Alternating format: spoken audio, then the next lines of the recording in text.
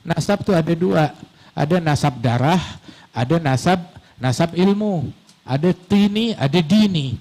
Jadi kalau ada orang ya yang bernasabkan kepada orang-orang mulia, maka jangan nyimpang dari jalan leluhurnya, jangan nyimpang dari jalan kakek moyangnya.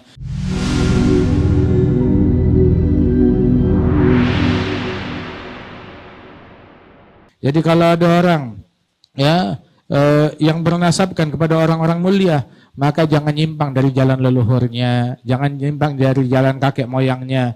Imam Al-Haddad menjadi orang mulia bukan karena ayahnya, bukan karena nasabnya, bukan karena kakek moyangnya, enggak, tetapi karena beliau berjalan di jalannya mereka, mengikuti, meneladani mereka. Itu beliau bilang, walana khairul anabi Abu wa Aliyul Murqadha hasabu ila sibtain nantasibu nasaban ma fihi min dakhani. Kami bernisbahkan kepada makhluk yang paling mulia, Rasulullah sallallahu alaihi wasallam.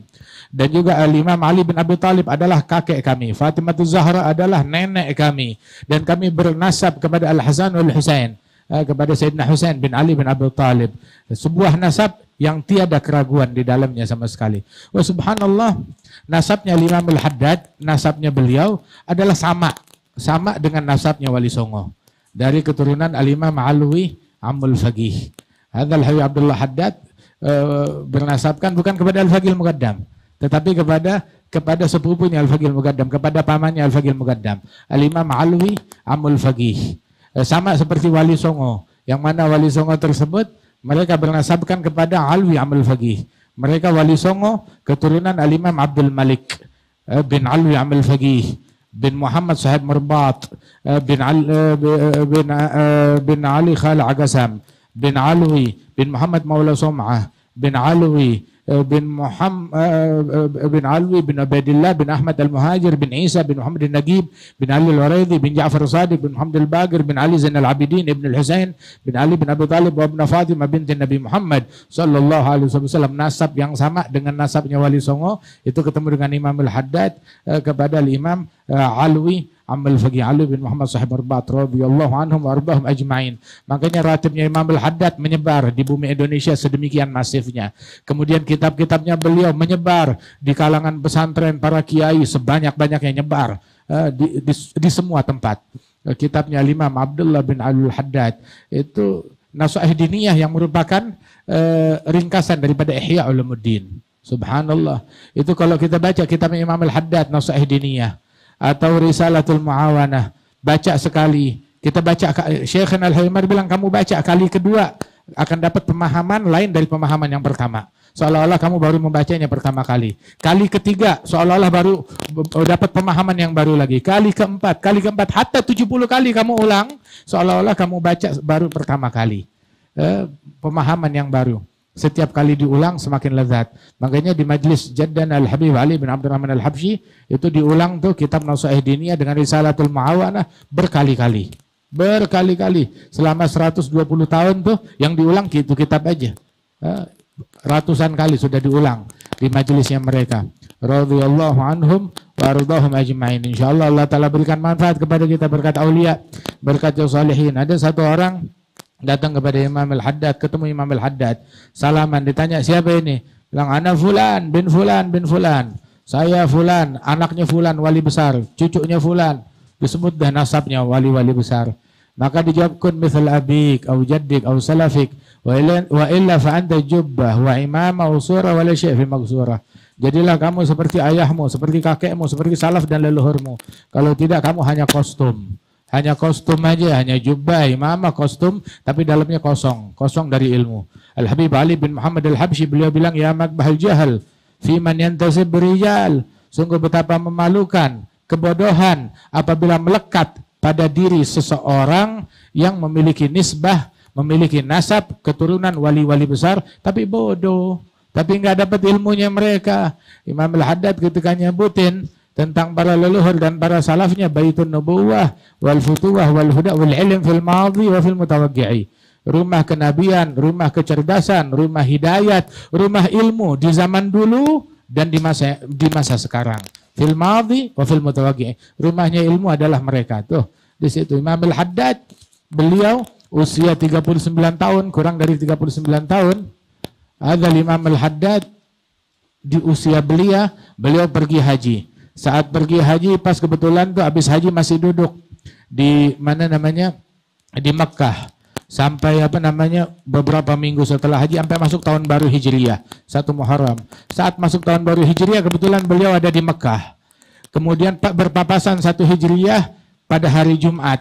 Maka beliau yang diminta untuk menjadi imam dalam salat subuh di Masjidil Haram, di dalam jamaah besar mereka. Diminta jadi imam dalam salat subuh di Masjidil Haram. Saat itu usianya baru 30-an tahun. Sekitar 39 tahun, belum sampai 39 tahun. Kemudian beliau baca waktu salat subuh di hari Jumat 1 Muharram tersebut di Masjidil Haram. Dia baca rakaat pertama, itu Alif Lam Mim Sajdah. Rakaat kedua beliau membaca hal ata 'alal insan, surat Al-Insan radhiyallahu anhu arba, ngikutin sunnahnya Rasulullah sallallahu alaihi wasallam. Kalau kita mau bicara tentang riwayat Imam Al-Haddad, tadi sore udah seminar. Kemudian juga sepanjang majlis tadi disebutin tentang Imam Al-Haddad.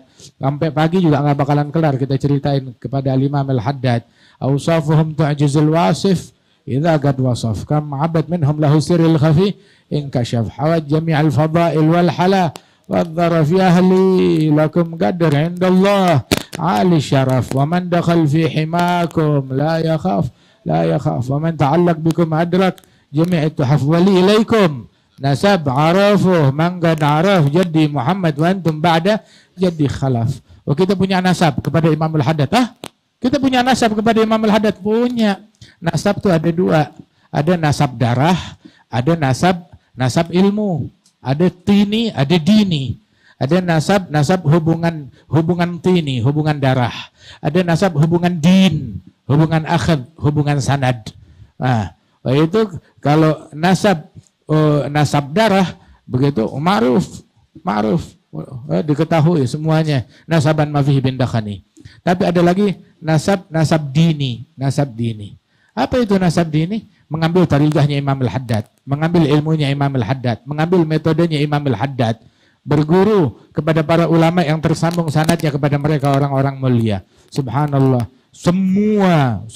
semua kiai dan ulama dan habaib yang ada di Indonesia, mereka semuanya terhubung kepada Imam Abdullah bin Al-Haddad. Semuanya terhubung kepada Imam Abdullah bin Al-Haddad radhiyallahu anhum wa ardhahum. Dengan nasab dini. Begitu, di antara mereka juga yang punya hubungan nasab dini. Nasab hubungan darah kalau nggak diiringi dengan ngambil thariqah nggak ada gunanya. Imam Al-Haddad bilang, "Tsumma la taghtar bin nasabila wa la tagna' bikana abi wattabi' fil hadyi khairan nabi." Ahmad Al-Hadi ilas sunani. Jangan kamu tertipu dengan nasab saya. Jangan tertipu dengan begitu doang. Enggak. Merasa puas, dulu ayahku, dulu kakekku. Laqad ta'akhkhara aqwamun wa ma qasadu nailal makarimi wastaghnaw bikana abi. Sesungguhnya sekelompok kaum ketinggalan kereta, ketinggalan gerbong, ketinggalan pesawat. Begitu. Gara-gara apa? Gara-gara ayah saya. Oh, ayah saya udah naik kereta, ayah saya udah naik pesawat, ayah saya udah boarding, ayah saya udah duduk di bangku. Begitu. Oh, dia ketinggalan pesawat deh, ketinggalan gerbong. Wastaghna bikana abi. Masya Allah. Seandainya dia punya ketakwaan segudang, tiap hari hatam Quran 1000 kali, sholat tahajud tiap malam 1.000.000 rakaat, tapi dia menyombongkan amalannya tersebut, gugur amalannya. Apalagi yang mau dia sombongin amalan bapaknya. Amalan dia sendiri aja kalau dia sombongin nangus. Apalagi dia mau nyombongin amalan bapaknya, amalan kakeknya. Ittabi', mau berbangga dengan mereka kalau kamu ikut di jalannya mereka. Tapi kalau kamu berbangga mereka, menyimpang dari jalannya mereka, kamu bikin celak, bikin coreng wajahnya mereka. Waliyadzubillah min dzalik. Itu Al-Habib Alawi bin Muhammad bin Tahir Al-Haddad. Al-Habib Alawi bin Muhammad bin Tahir sahib Bogor. Kalau dia nyebut tentang sirah, tentang riwayat hidup para salafnya, dia bilang, dia doa, Allahumma la tuballighhum min akhbarina ma yasuhum.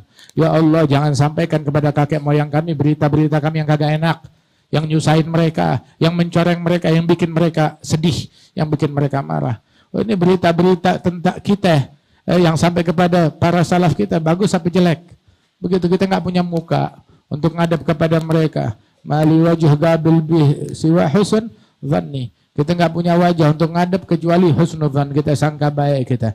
Allah mudah-mudahan memasukkan para cucu, para keturunan bisa ngikuti jalan para leluhur, para salaf mereka. Semuanya kita punya salaf yang baik. Oh, Masya Allah, begitu Ahlul Bait punya salaf yang baik, Kiai punya salaf yang baik, ulama punya salaf yang baik. Semua ini punya leluhur, punya salaf, punya pendahulu yang baik. Ikutin salaf yang baik mereka. Ucapan mereka yang santun, budi pekerti mereka yang luhur, akhlak mereka yang luar biasa. Subhanallah.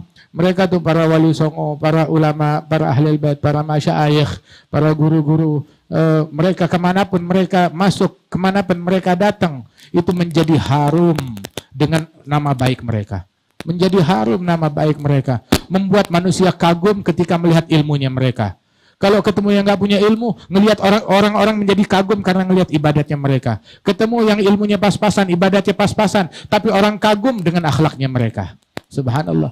Nah sekarang kalau ilmunya nggak bikin kagum, ibadatnya nggak bikin kagum, akhlaknya nggak bikin kagum. Nah orang mau kagum sama apa? Mau kagum sama apa? Mau ngelihat nanti mabok, ngelihat nanti selebor, orang jadi kagum. Waliyadzubillah min dzalik lah. Begitu akhlak kita bagusin. Habib Muhsin bin Ali bilang manfaatuhul kitab fala yafutuhul mihrab, wa manfaatul mihrab fala tafutuhul adab. Yang gagal kitab, gagal ilmu, jangan gagal mihrab, jangan gagal ibadat. Yang gagal ibadat jangan gagal dalam adab. Kalau udah kitabnya gagal, ya mihrabnya gagal, adabnya gagal. Nah ini telur busuk. Telur busuk. Leluhur kita istilahnya tuh ayam jago, bibit unggul. Jangan kita jadi telur busuk. Begitu. Jadi produk gagal karena keluar dari jalannya mereka. Kitabnya Imam Al-Haddad baca, wiridnya baca, ratibnya baca, zikirnya baca, doa-doa yang dianjurkan dibaca. Mudah-mudahan Allah Ta'ala berikan anugerah kepada kita sekalian. Alhamdulillah ini malam yang berkah.